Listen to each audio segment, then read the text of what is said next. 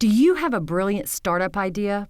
Visit our website at eapla.com to schedule a Blue Couch meeting and launch your startup journey today.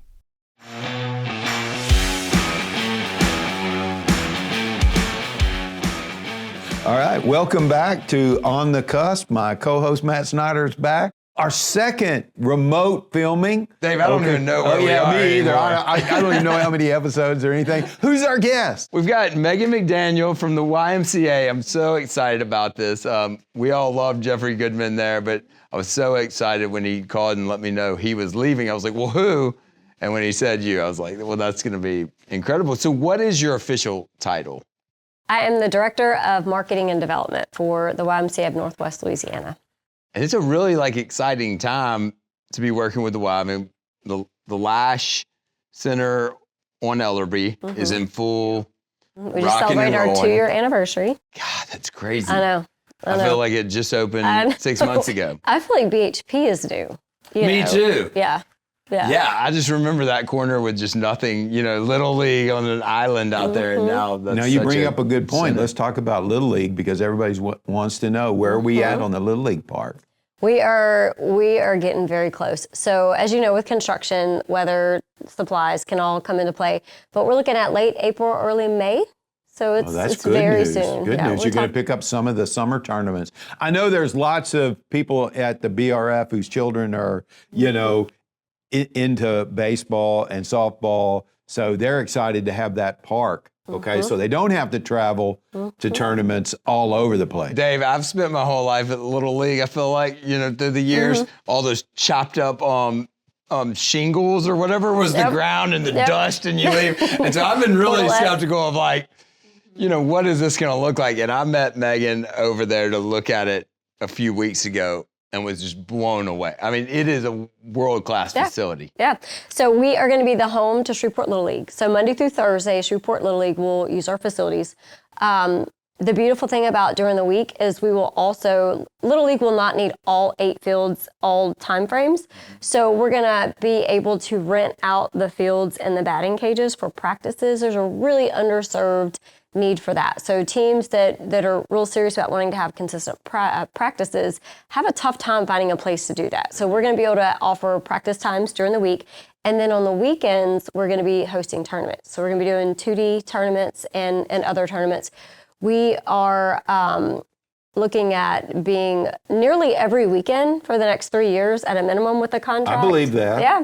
And we did Shreveport Bossier Tourism Bureau did an economic impact study, and they anticipate a minimum of $5 million for this baseball field of bringing in additional revenue to the city in terms of money, restaurants. Jessica and Brett every weekend are traveling someplace with their children going in multiple directions. They got to stay someplace because they go down there, and those tournaments are multi-day tournaments. Yeah. And we really want to think bigger too. So we only have 8 fields, so we couldn't. The $5 million will be if we host smaller tournaments, but we've been talking to Ruston and Bossier because we want the 3 of us to work together to be able to offer large-scale tournaments. Wow, I like where you're going. Yeah. Do the I-20 corridor tournament. Classic. The I-20 Classic. The I-20 Classic. Yeah. Oh. And Ruston's all about it. You don't have to pay us for that. Right, no. And the economic impact they anticipate if we can get to that level is more like $10 million a year. So that's huge. I mean, our city needs that, right? Yes. Yeah. And where the Little League always has been, right there on the Parkway, right on the riverfront. I always say, we were talking about it last time, the riverfront area is underutilized in Shreveport. I'm happy it draws people to that area of town. Right. I know as we've played these last couple of years while it's been being built out in Cargill, I find myself just not going to Clyde Vent very often, or in that area. Yeah, but let's talk more about the Y. There are a lot more other programs than just athletic fields and the facilities. What else are you guys doing that's drawing more and more people into the Y? Man, that's a great question. So I've been with the Y now since October, and I have been a fitness instructor for 20 years in addition to working in corporate America. My child has been at the Y since he was 6 weeks old. And we've done the kid fitness classes, we've done the recreational soccer, but until I took this job, I didn't realize really how comprehensive our offering was. So we have programs, one that has been very impactful has been Rock Steady. They work with people with Parkinson's. And for example, we have people coming in on walkers, and it's a boxing class, and it's proven to help minimize the physical impacts of Parkinson's. And they would get off Did their not know walkers. that. Then during COVID, we had to close, and when we reopened, they came back on their walkers. So we've seen very physical, very real results from the Parkinson's program. We have a program called Thrivers, and it's for people coming out of cancer treatment, and it's a way to help reacclimate them, find a community, find safe ways to get healthy. We have homeschool, we have kid fit classes during the day and like a homeschool field day every year where we try to let the kids that otherwise may not have a place to meet other kids in the community. But so we do things with adaptive PE where some of the kids that have special abilities can come use our facilities. But on the other end of that, I found out that the Navy SEALs train there, the Swiftwater training people train at the Y. So you could be at the Y and you could be someone with exceptional abilities, someone who's recovering from a major medical illness, or next to a Navy SEAL in training. Yeah, the biggest thing I was shocked about when Lash opened on Ellerby, what is the real name of it? It's the Lash facility, but you could also call it the Ellerby or Forbing. Okay. That's the way you pick a name. Yes. So when we joined there, the amount of classes and different things from yoga to CrossFit to swimming that blew me away. And I watched like my mother-in-law and my mother both, who weren't doing anything except maybe walking in their neighborhood a little, joined and got, into different things at the Y. You walk in there and there's people playing pickleball and basketball and dancing and all kinds of things. We have over 250 classes a week between the three facilities. Oh my gosh. And you talk about dancing. Okay, so let me tell you. You talk about dancing. I have gotten where I love the Zumba class. I walked in one day and I was like, what is going on in It's a party. The gym? I'm telling you, party. there had to be 50, 60 people in there going So Zumba crazy. is packed. Like the Monday night class I go to is packed. But the thing that I love about that class, and it's not always this way, but you see it, but the Zumba in particular, I look around and there are so many ethnicities. There's Asian and Indian and Black and white and Hispanic.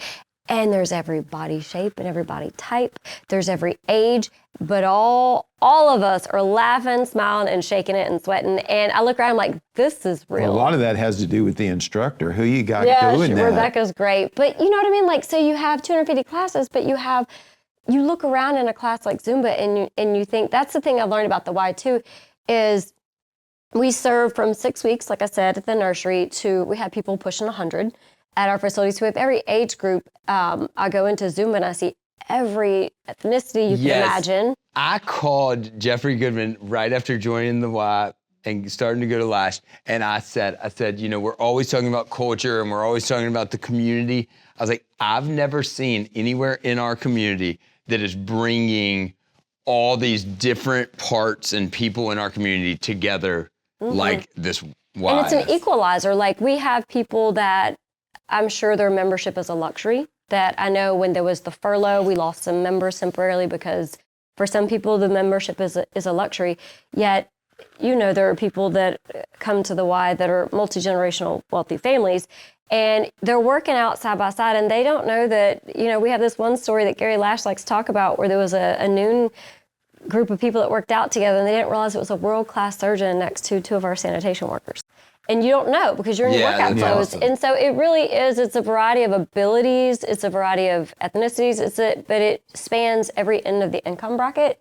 So I love the Y because it is a place where, you have a little bit of everything and everybody. It's a true community center. It is. Like, it really is. Like, I was blown away by that part. I didn't expect that part. The baseball fields, I really think, because there's such a demand and there's so many tournaments every week, all year round, okay? I can tell you that the Little League contract they initially gave us, they wanted a 10-year contract.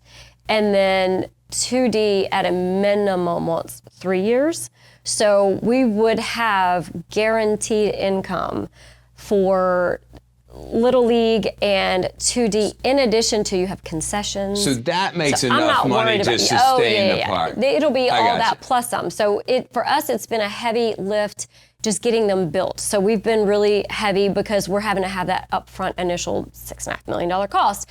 But once we are open and the revenue starts coming in, we've run the financials every way, 3 ways and backwards. I'm sure there'll be expenses that we don't foresee, but it will be a revenue generator for the YMCA. That is so the key, I'm not right? concerned about That's that. huge. Now, That we is. might need things like grants and things like that, or maybe a second capital campaign if we want to build locker rooms and concession stands and additional bathrooms. So if we decide we want to expand, we might have to have another campaign. But in terms of ongoing maintenance, there should be no need for additional support. Okay. for That is key. Cool. Well, that's huge. Yeah, it's huge. Plus, we're going to rent the fields. Again, I've already had this one very go-getter coach. He wants to book it out like indefinitely. You know what I mean? Like he wants to know that Thursdays at this time is mine. So there's such a need that between Just the baseball camps in Yeah, the we're summer, fine. year-round baseball camps could book it for you. it's just right the initial there. upfront Yep. lift. So how are we going to grow as a community in things like this in the future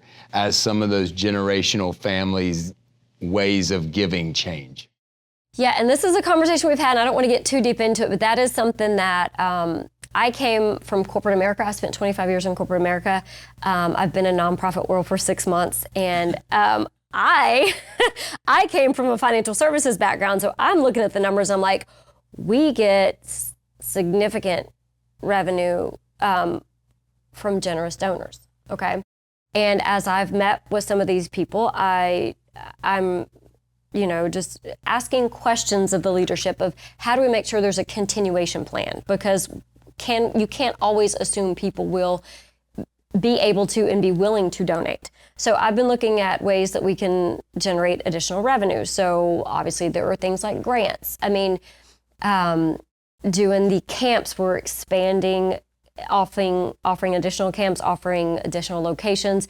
That is kind of on us and as an organization, but I've also been going to some cohorts with at the Beard Foundation, where it's the leaders of all the major nonprofits in this town, and there's thousands of nonprofits, and we're all in the same boat. Government funding has been cut, donors have gotten a little tighter, corporate donations have gotten a little tighter. Everybody's feeling the inflation, and so I think everybody is feeling the need to find ways to be more self-sufficient, and that's been one of my flags I'm raising. And it's not just the Y, it's everybody. Right, I think right. it is. So- It is everybody. I've heard it across the Me board. too. So Me too. my thought is we need to look at more grants. We need to look at more programs that we can offer, more ways that we provide value. Because I mean, unfortunately and fortunately, a lot of what we do, we don't charge extra. We don't charge extra for the cancer programs, for the Parkinson's program. We do the Swim for Life program, and we don't charge the school for that.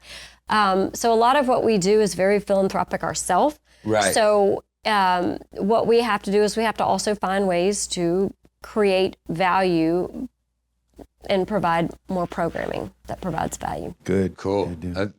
That sounds like a better plan than most I've heard. So, well, thank you. It's not nailed down, but it is. I do think that we're at least thinking that we're like, hey, guys, we can't assume a certain percentage of our operating revenue is going to come from donors. And you didn't say that. You said it about the baseball park, but what I hear is like the Y is sustainable Yes. through its memberships Yeah. and through its programming.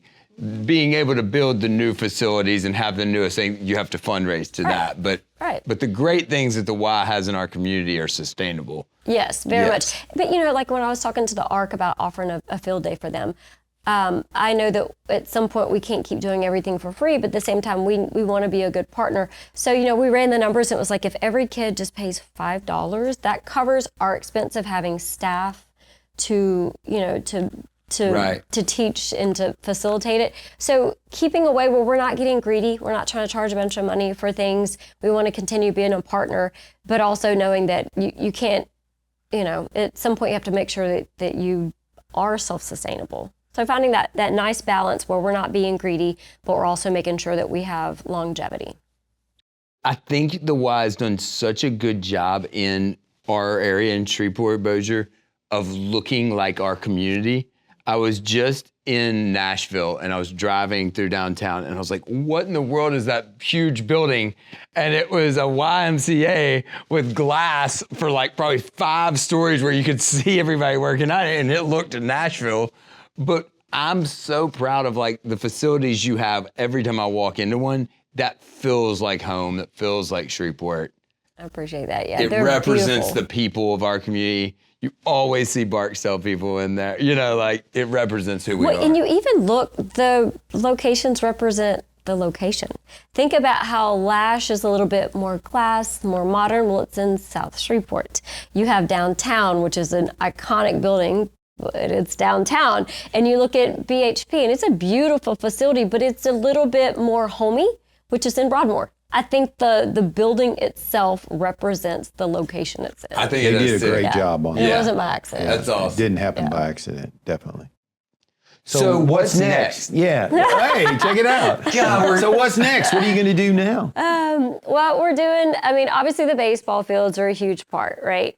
So the baseball fields are going to be open in the next 6 weeks minimum.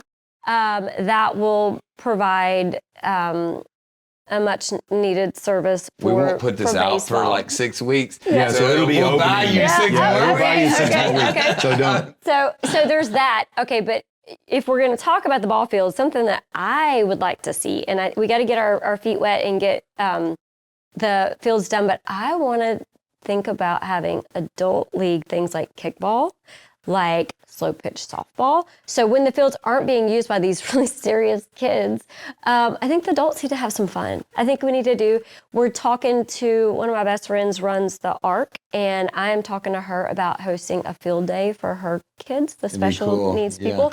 But then back in the gym, you know, we had camps in the summer. This year we tested doing camps for spring break, winter break. And we want to expand that this summer to Lash because, as you know, you have kids, I have a kid. It is hard. School is closed a lot these days, and keeping those kids entertained. Yeah. So one of the things we're expanding is we're expanding our camps, not only to not just summer, but winter, spring break, but we're expanding to Lash so that we can offer more spots because our spots get full pretty quick. So, Is there still development on the Lash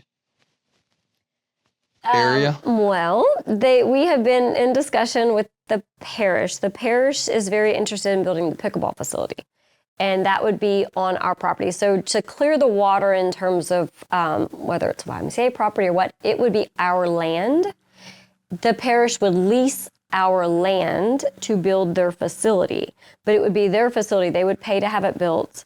They asked that we would help do some of the management of that, but the land is not being developed currently because there is discussion with the parish. They really want that spot. I got you. Okay, cool. Sounds like a great idea. Create a little synergy right there. Hopefully that works out. And that's another way that they're trying to increase economic development in the city would be the pickleball facility. And I know that's a whole separate topic, but you know. Yeah. It's all always something. economic development, okay? No matter what they say. All right. Well, thank you so much. This has been a man, lot that of was fun. awesome. There's so much going on over there. Yeah, it's busy.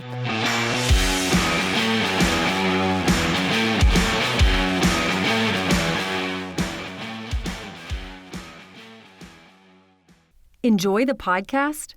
We would love your feedback about today's show and who you think should be our next guest. Send us an email at info@eapla.com. Also, be sure to share the show and leave a comment on our social media post.